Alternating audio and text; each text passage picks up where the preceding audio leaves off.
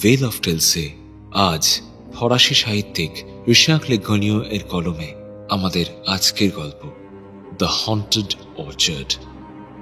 গল্পের অনুবাদ ও অনুলিখন স্বাগতা সাহা ভৌমিক। গল্পের পরিচালনা, প্রোডাকশন ও সাউন্ড ডিজাইন আমি শীর্ষেন্দু ভৌমিক, সহপরিচালনা এবং সহযোগিতায় স্বাগতা সাহা ভৌমিক, পোস্টার ডিজাইন প্রভাকর কুণ্ডু। তাহলে শুনতে থাকুন আমাদের আজকের নিবেদন দ্য হন্টেড অর্চার্ড।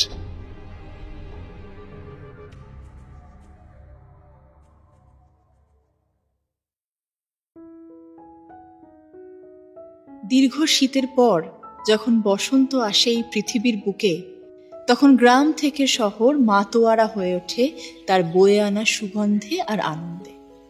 পথপ্রান্তে গাছের ছায়ায় জলার ধারে সর্বত্র ফুটে থাকে গুচ্ছ গুচ্ছ ড্যাফোডিল ফুল। শীত ঘুম ভেঙে মানুষের ঢল নেমে আসে পথে। পশু পাখিদের মতো তারাও বাসা বদল করে। শিশুদের কলতানে মুখর হয়ে ওঠে খেলার মাঠ, পার্ক, বাড়ির আঙিনা। শুধু কি তাই, বসন্ত এলেই মানুষের মন উড়ু উড়ু হয়ে ওঠে। পরিযায়ী পাখির মতো তারাও বেরিয়ে পড়ে বিশ্ব পরিভ্রমণে। যারা দূরে যেতে পারে তারা পাড়ি দেয় দেশান্তরে, আর যাদের সামর্থ্য কম তারাও সাধ্যের মধ্যে বেরিয়ে আসে কাছে পিঠে। কিছুদিনের হাওয়া বদল করে চঞ্চলা মনকে শান্ত করে আবার প্রাত্যহিক জীবনে ফেরে মানুষ। সেবার আমিও এই জনস্রোতে গা ভাসিয়ে বেরিয়ে পড়লাম। গ্র্যান্ড ক্যাথিড্রাল স্টেশন থেকে ট্রেনে চেপে বসলাম। তারপর রওনা দিলাম শহর ছেড়ে এক অজানা নিরালা গ্রামের উদ্দেশ্যে। কানেকটিকাটের দক্ষিণ উপকূলের এই ছোট্ট গ্রামটার কথা বেশিরভাগ মানুষেরই অজানা। সত্যি বলতে এতকাল আমি নিজেও এই গ্রামের অস্তিত্বের কথা জানতাম না। গত কয়েক মাস ধরে বন্ধু বান্ধব আর অন্যান্য পরিচিতদের কাছ থেকে খোঁজ নিচ্ছিলাম যে এমন কোনো জায়গা আছে কিনা যেখানে কয়েকটা দিন একটু নিরিবিলিতে একা কাটিয়ে আসতে পারি। এমন একটা জায়গা যেখানে শহরের কোলাহল থাকবে না, থাকবে না ব্যস্ত জীবনের প্রতিনিয়ত চাহিদা। তবে একা একজন অল্প বয়সী মেয়ের পক্ষে তো সব স্থান উপযুক্ত বা নিরাপদ নয়। শেষমেশ এই জায়গাটার সন্ধান পেলাম মাত্র এই সপ্তাহ দুয়েক আগে। টানা 3 ঘন্টার যাত্রাপথের শেষে ট্রেনটা আমাকে নামিয়ে দিল একটা প্রায় জনশূন্য ছোট্ট হল স্টেশন।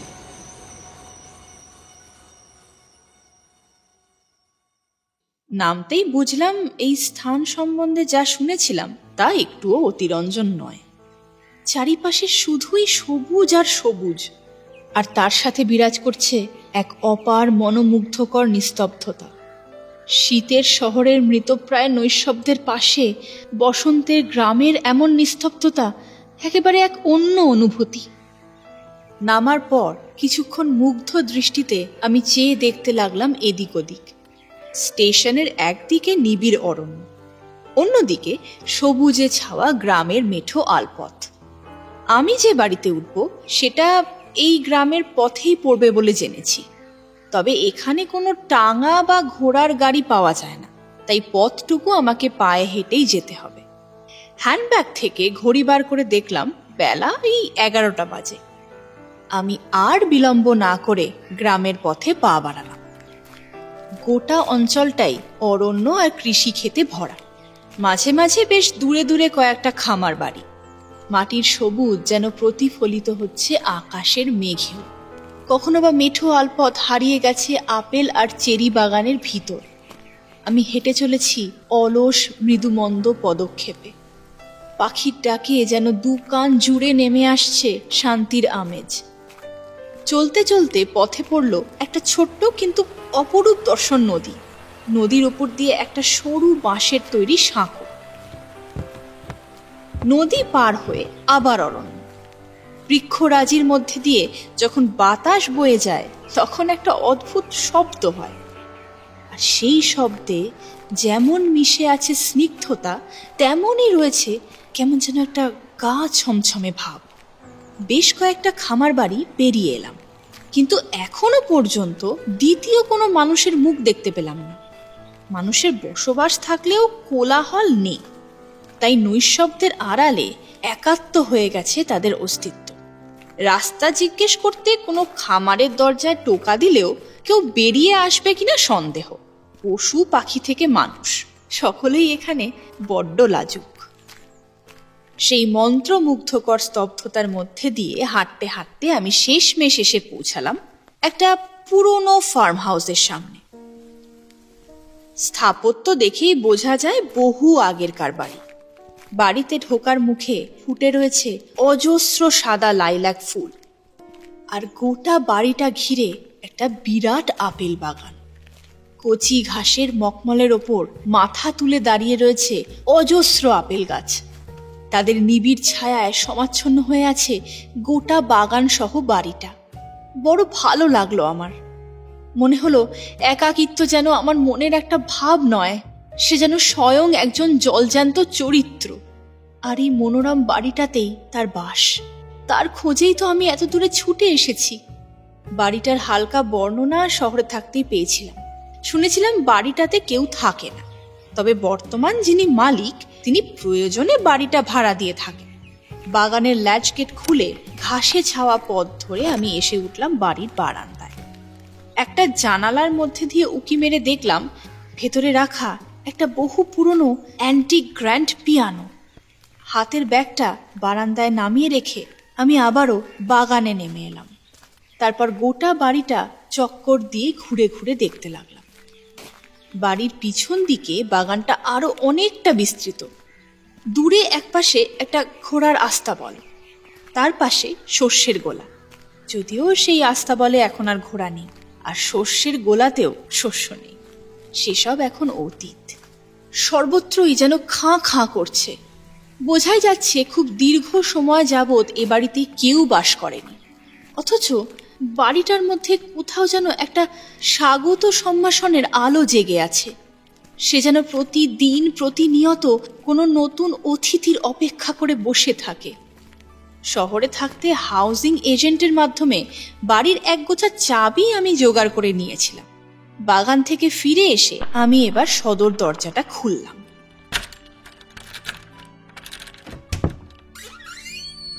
তারপর এক এক করে ঘরগুলো ঘুরে ঘুরে দেখতে লাগলাম। বেডরুমগুলোয় বিশাল আকৃতি 4 পোস্টার বেড, দামি মেহগিনি কাঠের ছত্রির সাথে চারপাশ দিয়ে পর্দা লাগানো। এই ঘরগুলোর মধ্যে একটা ঘর বিশেষ করে আমার নজর কাড়ল। এই ঘরটা অন্যান্য ঘরগুলোর তুলনায় আকারে কিন্তু অনেক ছোট। ঘরটায় থপথপে সাদা রং করা, আর ঘরের জানালা দিয়ে বাইরের বাগানের সদ্য ফোটা লাল গোলাপগুলো দেখা যাচ্ছে। চোখ ঘুরিয়ে চারপাশটা দেখতে গিয়ে আমার দৃষ্টি আটকে গেল একটা ছোট্ট বুক শেলফের ওপর। সেখানে বড় জোর 20 থেকে 30টা বই রাখা আছে। দেখতে দেখতে কেমন যেন বিভোর হয়ে পড়লাম আমি। বইগুলোর মধ্যে কোথাও যেন জমে রয়েছে একরাশ অভিমান। সকলে ওদের ভুলে গেছে, সেই বিস্মৃতির চাদর গায়ে জড়িয়ে রয়েছে ওরা। পর মুহূর্তে মনে হলো, না, বিস্মৃতি নয়, স্মৃতি। এমন পুরনো বাড়িতে এই ছোট ছোট জিনিসগুলোই তো স্মৃতি বহন করে, অতীতকে সযত্নে বুকের মধ্যে আগলে রাখে। আমি তাক থেকে একটার পর একটা বই হাতে নিয়ে দেখতে লাগলাম। কয়েকটা বইয়ের পাতার ভাঁজ থেকে মাটিতে খসে পড়ল শুকিয়ে যাওয়া ফুল। খেয়াল করলাম বইয়ের ভেতর কিছু কিছু জায়গায় সুন্দর গোটা গোটা হস্তাক্ষরে এটা সেটা লেখা, কোথাও বা মার্ক করা। হস্তাক্ষর দেখে বুঝতে অসুবিধা হলো না যে এই ঘরখানা আসলে কোনো এক অল্প বয়সী মেয়ের নিজস্ব লাইব্রেরি ছিল। অবাক হয়ে দেখলাম তাকের বেশিরভাগ বই ফরাসি কবি বা লেখকদের লেখা। এমন দুর্মূল্য সব বই, তার মধ্যে বেশ কয়েকটা এডিশন দুষ্প্রাপ্য। এত ফরাসি কবি লেখকদের বই আমেরিকার এই শূন্য ছোট্ট এই পরিত্যক্ত খামার বাড়িতে কি করে এলো, সে কথা ভেবেই আমি অবাক হলাম। মুহূর্ত কাটতে লাগলো। আমি আরো নিবিড়ভাবে এই একাকী দুঃখী নিস্তব্ধ জায়গাটার প্রেমে পড়ে গেলাম। বাড়ির ভিতর থেকে বেরিয়ে এসে সামনের ছোট্ট সাদা গেটটা বন্ধ করে খুঁজতে বেরোলাম জনমনুষ্য। দেখি কাউকে জিজ্ঞাসা করে এই মানধাতা আমলের ভুতুরে বাড়িখানার মালিক পক্ষের সন্ধান পাই কিনা। যদি পাই তবে গোটা গ্রীষ্মকালের জন্য এই বাড়ি আমি ভাড়া নিয়ে নেব। কেবলমাত্র এজেন্সির ভরসায় থাকতে হয় না আর কি। শেষমেশ খোঁজ খবর নিয়ে মাইলখানেক দূরে একটা বড় সড়ো ফার্ম হাউসে গিয়ে হাজির হলাম। গাছগাছটার ফাঁক দিয়ে দিনের আলোয় চকচক করছে বাড়িটা। দেখা করলাম সেই বাড়িতে বসবাসকারী এক বৃদ্ধ দম্পতির সঙ্গে। ভদ্রলোক রোগা ছিপছিপে চেহারার একজন মানুষ। তার ধূসর রাঙা চোখগুলো সর্বদাই কেমন যেন জ্বলজ্বল করছে। ভদ্র মহিলার মুখমণ্ডল অনেকটা গোল আপেলের মতো, মুখ জুড়ে কেমন যেন একটা লালচে আভা।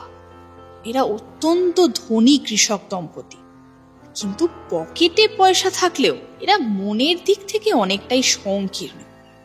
একেবারে পাক্কা আমেরিকান ব্যবসায়ীদের মতো এরা দরদাম করতে পছন্দ করে। অন্যদিকে আবার কি কারণে যেন বাড়িটা ভাড়া দিতে কেমন যেন বাঁধো বাঁধো ভাব এদের। বারবারই তারা বলতে লাগলেন ওই বাড়ি এতটাই নির্জন যে সেখানে খুব বেশি দিন কারোর পক্ষে থাকা সম্ভব নয়। তারা এও বললেন আমি নাকি সেখানে চূড়ান্ত একাকিত্বে ভুগব। কিন্তু এসব বলার পর যখন তারা মনের মতো ভাড়া পাবেন শুনলেন, তখন আর ওই বাড়ি ভাড়া দিতে আর একটু আপত্তি করলেন না। অতএব আগামী 4 মাসের জন্য নির্জনতা, সাদা লাইল্যাক, শূন্য গোলা, পুরনো পিয়ানো, এই সব কিছু শুধুই আমার। মে মাসের উষ্ণ মনোমুগ্ধকর আবহাওয়ায় আপেল গাছের ছায়ায় শুয়ে কিংবা কখনো বই পড়ে, কখনো বা শূন্য দৃষ্টিতে মনোরম প্রকৃতির দিকে চেয়ে আমার দিন কাটতে লাগলো। এইভাবে কোথা দিয়ে যেন গোটা একটা মাস কেটে গেল এই নিরিবিলি বাড়িটায়। তারপর একদিন হঠাৎই শেষ বেলায় একটা অদ্ভুত ঘটনা ঘটল, যা আগে কোনোদিন এ বাড়িতে আমার সাথে ঘটেনি। আমার সেদিনের তারিখটাও স্পষ্ট মনে আছে, 13ই জুন, মঙ্গলবার। বার্টনের অ্যানাটমি অফ মেলাঙ্কলি বইটা খুলে আমি পাতা উল্টোচ্ছিলাম। দুপুরে খাওয়া দাওয়ার পর চোখ দুটো কেমন যেন লেগে আসছিল। এখনো মনে পড়ে ছোট্ট একটা কাঁচা আপেল ছুপ করে আমার হাতে ধরা পুরনো হলদে হয়ে যাওয়া বইটার ওপর এসে পড়েছিল। চোখ কান খোলা থাকলেও আমি যেন কেমন একটা স্বপ্নের ঘোরে ডুবে গিয়েছিলাম। ঠিক এমন সময় আকস্মিক আমার পঞ্চ ইন্দ্রিয় পুনরায় সজাগ হয়ে উঠল। আমি যা শুনছি তা ঠিক শুনছি তো? আমার কানে ভেসে এলো একটা গান। একটা মেয়ে খুব মিষ্টি গলায় গান গাইছে। আপেল বাগানের ডালপালা পাতার ফাঁক ফোকর দিয়ে ভেসে আসছে সেই সুর। তবে সেই সুর যে খুব স্পষ্ট করে শোনা যাচ্ছে তাও কিন্তু নয়। মনে হলো এই গান আসলে বাতাসে হচ্ছে। বেশ কিছুক্ষণ স্তব্ধ হয়ে শুনতে শুনতে অনুভব করলাম গানের সুরটা আসলে বাতাসে দুলছে, ঠিক যেন একটা দোলনা, একবার কাছে আসছে আবার দূরে চলে যাচ্ছে। কিন্তু কি অপূর্ব মিষ্টি সেই গলা! আমি ছিটকে উঠে দাঁড়ালাম, চারপাশ ভালো করে দেখতে লাগলাম, কিন্তু কাউকে দেখতে পেলাম না। উপরন্তু মনে হলো আজকে বাগানটা যেন আরো বেশি একাকী আর শূন্য বলে মনে হচ্ছে। আরো একটা বিষয় খেয়াল করলাম, বাতাসে যে গানটা ভাসছে সেটা আসলে খুব পুরনো একটা ফরাসি গানের সুর। সেই সুরকে একবার মনে হয় আনন্দের, আবার পর মুহূর্তেই মনে হয় সেই সুর ভীষণ ব্যথার। ধীরে ধীরে মনে হলো গানের সুরটা এখন যেন আমার আরো কাছে এসে গিয়েছে। এবার এক একটা শব্দও যেন বুঝতে পারছি আমি। বোধ হলো তবে কি কোনো বৃক্ষ পড়ি এই গাছে বসেই গান গাইছে? নিজের ভাবনাকে নিজের কাছেই চরম অযৌক্তিক বলে মনে হলো। কিন্তু এবার যে গানের গলাটা আমার ঠিক কাঁধের পিছন থেকেই আসছে। চমকে পিছন ফিরলাম আমি, কিন্তু না, কাউকে দেখতে পেলাম না। এক চরম বিস্ময় আর অজানা অনুভূতিতে সারা গায়ে কাঁটা দিয়ে উঠল আমার। তারপর যেমন আকস্মিক গানটা শুরু হয়েছিল, তেমনি আকস্মিক সেই গান থেমেও গেল। মিষ্টি গানের জায়গায় শুনতে পেলাম একটা মেয়ে যেন কাঁদছে। তবে কান্নার শব্দ আমার আশপাশ থেকে আসছে না, বরং আসছে বাগানের একেবারে শেষ প্রান্ত থেকে। কিছুক্ষণ পর সেই কান্নাও বাতাসে মিলিয়ে গেল। আমি স্থবির হয়ে দাঁড়িয়ে রইলাম গাছের তলায়। এতক্ষণ ঠিক কি ঘটল তার কোনো অর্থই উদ্ধার করতে পারলাম না। নিজের মনকে যথাসম্ভব শান্ত করার চেষ্টা করে নিজেকে বোঝালাম আমি হয়তো এতক্ষণ স্বপ্নই দেখছিলাম, সবটাই আসলে আমার মনের ভুল। কিন্তু আমার মনের সমস্ত ভাবনাকে ভুল প্রমাণিত করে পরের দিন এবং তার পরের দিনও আমি একইভাবে সেই গান শুনতে পেলাম। হাওয়ায় দুলে দুলে সেই গান ভেসে বেড়ায় বাগান জুড়ে। আমার হাত পা কেমন ঠান্ডা হয়ে আসে, মুখ দিয়ে কোনো শব্দ বের হয় না। অথচ কি অমোঘ এক টানে আমি প্রতিদিনই এই আপেল গাছের তলায় বই নিয়ে এসে শুয়ে থাকি কিংবা বসে থাকি। দুপুরের রোদে ঝলমল করে চারপাশ, তবু সেই গান যে গায় আমি তাকে দেখতে পাই না। আমার ভাড়া করা এই বাড়িটার হাফ মাইলের মধ্যেও কোনো বাড়ি নেই, কিন্তু আমি ব্যতীত এই অদৃশ্য অস্তিত্ব যে এই বাগানেই থাকে তা আমি আজকাল খুব টের পাই। মেয়েটার গলায় এমন কিছু আছে যা আমার পিছু ছাড়ে না। রাতে শুতে গেলেও যেন সেই গান, সেই ফুপিয়ে ফুপিয়ে কান্না আমার কানে বাজে। মাঝরাতে ধর্মর করে উঠে বসি বিছানায়। অনেক ভেবেও কোনো যুক্তি দিয়েই এসবের কুল কিনারা করতে পারিনি আমি। শেষমেশ একটা মাত্র উপসংহারেই উপনীত হতে পেরেছি আমি, এই বাগান ভুতুড়ে। বাস্তবের মাপকাঠি দিয়ে আমরা যা কিছু মেলাতে পারি না তা শুধুই মনের ভুল, এভাবে বোধহয় এড়িয়ে চলা যায় না। একবার মনে হয় শহরে ফিরে যাই, কিন্তু পর মুহূর্তেই ভেবে দেখি ফিরে যাওয়া মানে তো সেই মানুষের ভিড়ে হারিয়ে যাওয়া। তাছাড়া অতগুলো টাকা অগ্রিম দিয়ে ভাড়া নিয়েছি বাড়িখানা। বৃদ্ধ প্রথম দিনই জানিয়ে দিয়েছিলেন এই গৃহীত মূল্য কোনোভাবেই কোনো অবস্থাতেই ফেরত হবে না। এছাড়া ভাবলাম এইখানে যে অশরীরী থাকে সে তো আমার কোনো ক্ষতি করে না, আমি তাহলে কেন পালিয়ে যাব এখান থেকে? এটুকু বেশ বুঝতে পারলাম যে মেয়েটির আত্মা এই উন্মুক্ত বাগানে আসলে চার দেওয়ালের মতো বন্দী, সে আর যাই হোক ক্ষতিকর নয়, বরং দুঃখী, ভীষণ দুঃখী। কান্নাই তার একমাত্র সঙ্গী। মাঝে কয়েকটা দিন আমি বাগানে গিয়ে বসিনি, বাড়ি থেকেও বেরোয়নি, কিন্তু এবার আমি আবারও আমার সেই প্রিয় আপেল গাছটার তলায় গিয়ে বসলাম। অমনোযোগী হয়ে বই পড়ছি। আমার পঞ্চ ইন্দ্রিয় সতর্ক। শান্ত বাতাস আজ কেবলই পাখির ডাকি বয়ে আনছে। ধীরে ধীরে বুকের মধ্যে চাপ ভাবটা কমতে শুরু করলো। আমার মন ক্রমশই বইয়ের পাতায় নিবদ্ধ হয়ে এলো। পড়তে পড়তে হঠাৎই চমকে উঠলাম আমি। আমার কাঁধের কাছে একটা স্পর্শ অনুভব করলাম।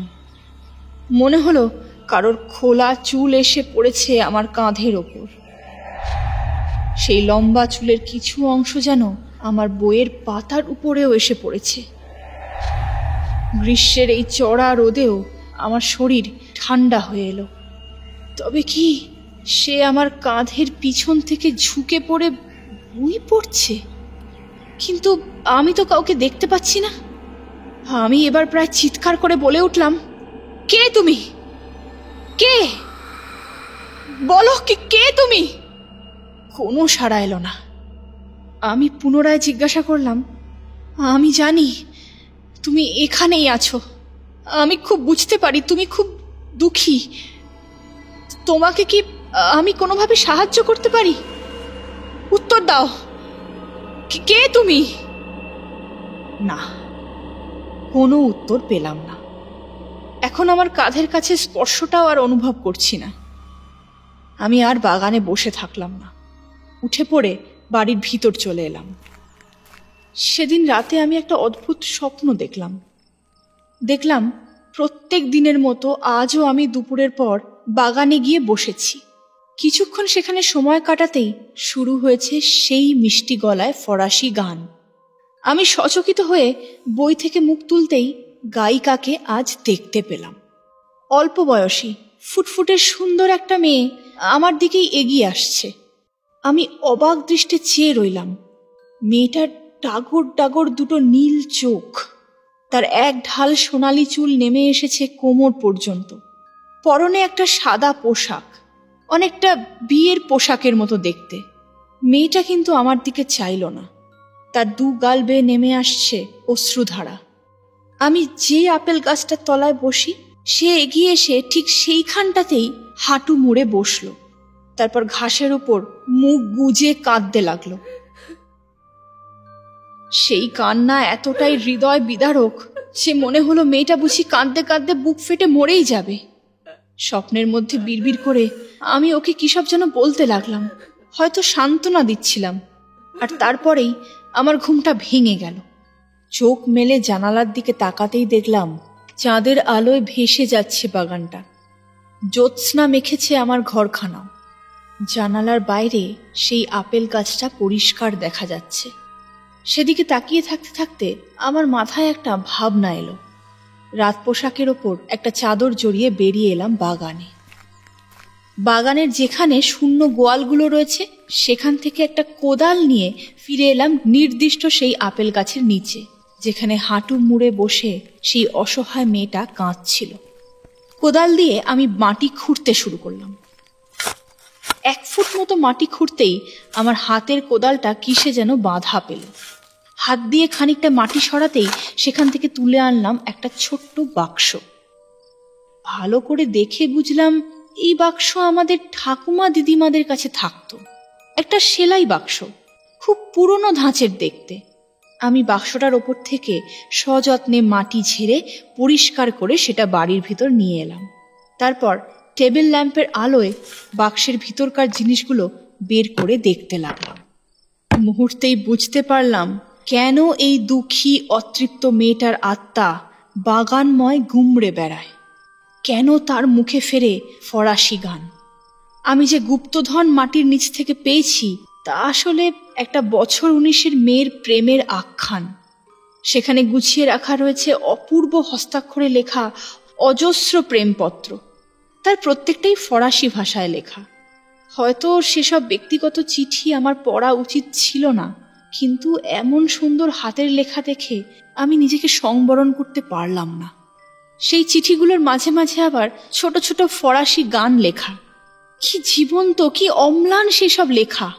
প্রেমকে ব্যক্ত করা এই পৃথিবীর কঠিনতম কাজ, তবু কি সরলভাবে সেই সব অনুভূতিকে আঁকা হয়েছে চিঠিগুলোর প্রত্যেকটা লাইনে। কালের নিয়মে হারিয়ে গেছে সব কিছু, রয়ে গেছে কেবলই এক গোছা চিঠি আর এক অতৃপ্ত নারী। সেদিন রাতে চিঠিগুলো পড়ে সমস্ত রহস্য যে উদ্ধার করতে পেরেছিলাম তা নয়, তবে এই কাহিনীর অন্তরালে যে এক বেদনাদায়ক অধ্যায় আছে তা বুঝতে কোনো অসুবিধা হয়নি। ট্র্যাজেডির বাকি কাহিনী জানতে পারলাম প্রতিবেশীদের বলা কথায়, যদিও প্রতিবেশীদের সব কথা বিশ্বাসযোগ্য হয় না। তাই শেষ পর্যন্ত গ্রামের কবরস্থানে গিয়ে একটা কবরের হেডস্টোনের ওপর লেখা পড়ে বাকি ঘটনাটা পরিষ্কার হলো। আসলে এই অশরীরী মেয়েটি আমার বাড়িওয়ালা ওই বৃদ্ধ বৃদ্ধার একমাত্র সন্তান। তার পরিবার পরিজনদের মধ্যে সে ছিল একেবারে অন্য ধরনের একটা মেয়ে, অত্যন্ত সুন্দরী, হাসি খুশি, সরল সিধা একটা মেয়ে। ছোটবেলা থেকে সে ছিল খানিক ভাবুক স্বভাবের, যেন রূপকথার বই থেকে বেরিয়ে আসা কোনো চরিত্র। বই ছিল তার নিত্য সঙ্গী।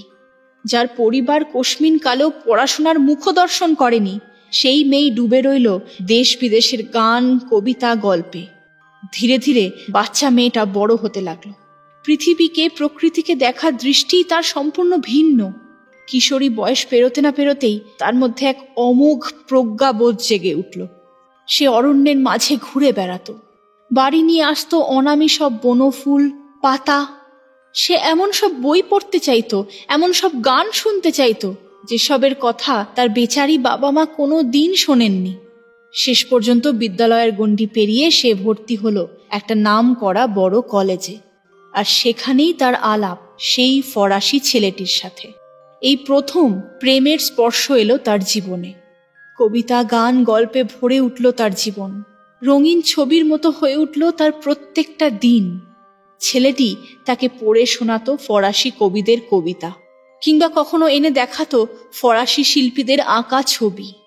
যে প্রেমিক তার জীবনে তুলির টান দিয়েছিল তার লেখা প্রেমপত্রগুলোই মেয়েটি সযত্নে সেই পুরনো মেহগিনি কাঠের ছোট্ট সেলাই বাক্সে রেখে দিত।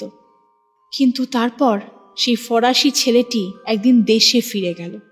দিনের পর দিন, মাসের পর মাস কাটতে লাগলো, কিন্তু সে আর কোনো চিঠি লিখল না তার প্রেমিকাকে। মেয়েটি নাকি দিন রাত অপেক্ষা করে বসে থাকতো, এই বুঝি তার চিঠি এলো, এই বুঝি তার চিঠি এলো। কিন্তু না, কোথায় চিঠি, কোথায় কি? অন্ধকার ছেয়ে গেল তার জীবনে। অবশেষে একটা খবর পেল সে, তার জীবনের একমাত্র ভালোবাসা সেই ফরাসি যুবক মারা গেছে।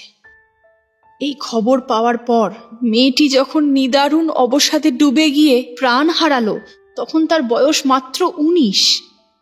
গ্রামের লোকের বিশ্বাস, এত কম বয়সে যাদের জীবনদীপ নিভে যায় তাদের আত্মা কোনোদিন শান্তি পায় না। আর তাই ওই বাড়ি সংলগ্ন বাগানে আজও নাকি ওর অতৃপ্ত আত্মা ঘুরে বেড়ায়। বিশেষ দরকার না পড়লে গ্রামের লোক ওদিকে পা বাড়ায় না। ভারাক্রান্ত মন নিয়ে আমি বাড়ি ফিরে এলাম।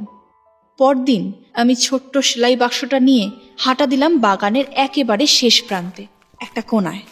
তারপর শুকনো ডালপালা জড়ো করে আগুন জ্বাললাম। তারপর সযত্নে একটা একটা করে চিঠি সেই আগুনে ফেলে দিলাম। মনে হলো হতভাগ্য মেয়েটাও এটাই চায়। বাক্সে বন্দি চিঠিগুলো যতদিন থাকবে ততদিন তার ইহলোক থেকে মুক্তি মিলবে না। জ্বলতে থাকা আগুনের দিকে চেয়ে আমার 2 চোখ ঝাপসা হয়ে এলো। এই চিঠি আর কোনো দিন বেহাতে পড়বে না, আর কোনো ভয় থাকবে না। এরপর থেকে বাগানের বাতাসে আর কোনো দিন জেগে ওঠেনি কোনো ফরাসি গান, আর বাগানময় ঘুরে বেড়ায় না সেই কান্নার শব্দ।